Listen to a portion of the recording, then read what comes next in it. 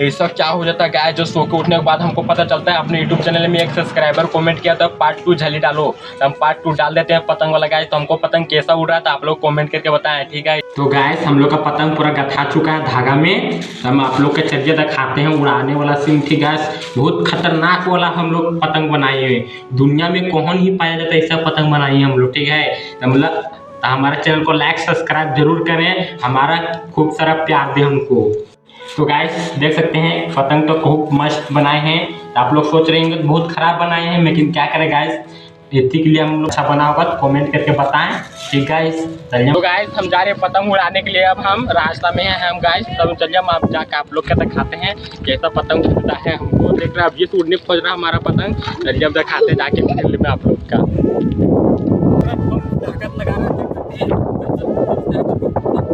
ये मेरे यहाँ पतंग से गिरने वाला है गाइस, देख सकते हैं गिरने वाला, बाकी थोड़ा तो बच गया गाइस, थोड़ा तो नहीं